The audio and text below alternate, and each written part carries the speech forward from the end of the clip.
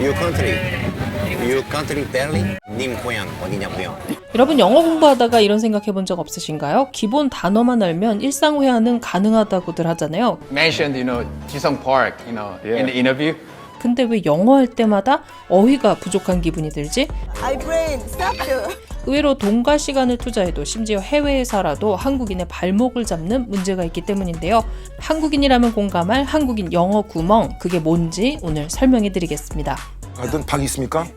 룸 오케이? 없다 그러면.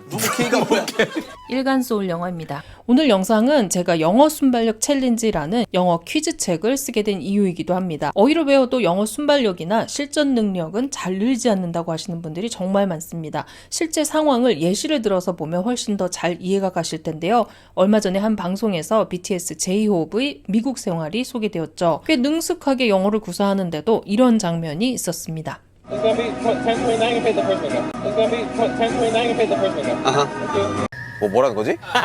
이게 실전 영어인데요. 주변 소음도 심하고 무엇보다 주문 절차 자체가 달라서 긴장하게 되죠. 직원이 밖에서 돌아다니면서 주문을 받으면 이렇게 하는 게 맞나 싶어집니다. 잠깐만, 갑자기 긴장되는데? 그런데 중요한 점은 이 직원이 한 말에 하나도 어려운 단어가 없었다는 것이죠. It's gonna be 10:29 and pay the first window. 이 말에는 앞에는 결제할 액수가 있고 뒤에는 결제할 장소가 있는데요. It's gonna be 10:29 and pay the first window. 하지만 first와 window를 안다고 해도 at the first window, 첫 번째 창문에서 라는 드라이브 스루에서의 결제 시스템과 맥락을 모르면 잘 들리지 않는 것이죠. 하지만 이 상황을 이해하고 반복적으로 익숙해지면 어떻게 될까요? That'll be 4:45 at your first window.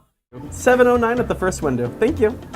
그때서야 영어가 더 잘 들리기 시작합니다. 또 다른 실전 예를 들어볼 건데요. 해외 나가서 돌아다니는 것 자체가 국위선양이라는 차은우 씨죠.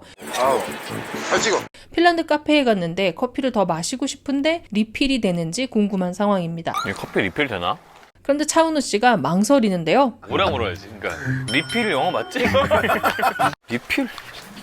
리필이라는 단어는 알고 있지만 맥락에 대한 지식이 없기 때문에 쓸 수가 없는 것이죠. Can I have some little more coffee?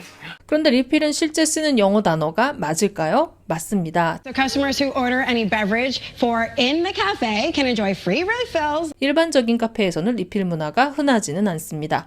그렇다면 여러분, 리필 되나요는 영어로 어떻게 물을 수 있을까요? Can I get a refill on my coffee, please? Can I get a refill? 역시 어려운 단어는 필요하지 않죠. 이 상황과 문장을 구성하는 방식을 기억해야 하는 것이죠. 그런데 한국 분들이 영어 문장 구성에 약할 수밖에 없습니다. 애초에 공부를 할 때 단어 중심으로 영어를 배운 데다가 영어와 한국어의 구조가 많이 다르기 때문인데요. 그래서 많은 한국 분들이 영어의 이 레벨에 걸려서 다음 단계로 잘 넘어가지 못하는데요. 초영어만 와, 형 나랑 똑같구나. 잔뜩 있어. 바로 대충 단어로 말은 뱉을 수 있는데 영어식 문장으로는 떠오르지 않는 단계입니다. 가서 뭐 여관을 가든 방 있습니까? 룸 오케이? 없다 그러면. 룸 오케이라고 하면 방 상태가 괜찮냐는 뜻이 되겠죠.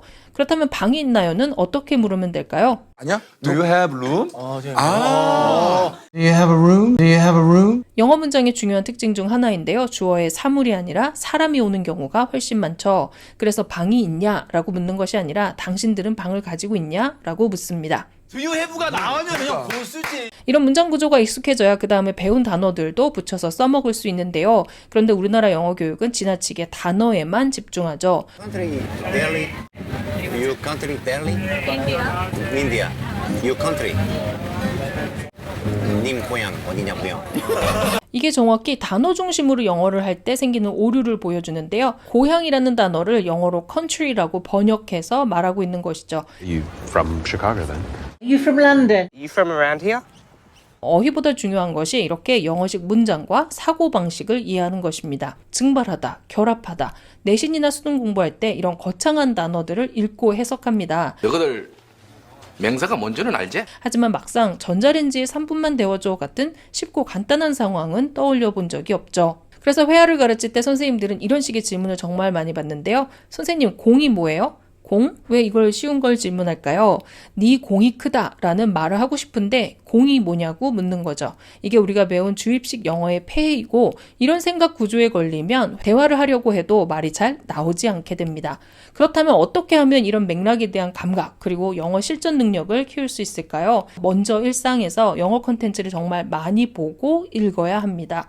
문제지 지문 위주로 공부하는 것이 아니라 맥락과 상황이 그려지도록 영어 공부를 해야 하는 것이죠. 또 모두가 강조하는 좋은 방법이지만 다들 실천을 못하겠다고 하는 방법이 있는데요.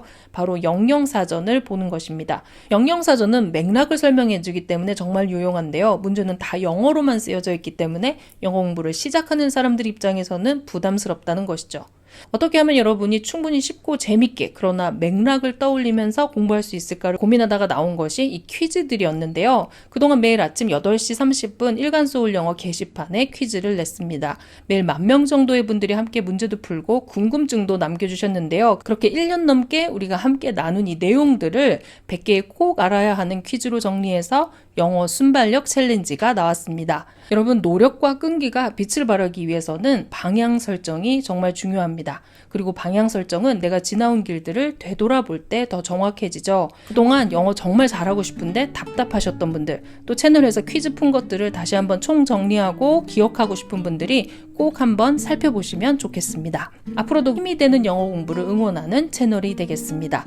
오늘도 세상과의 접점에서 영어를 만나는 일간소울 영어였습니다. 구독과 좋아요 눌러주세요.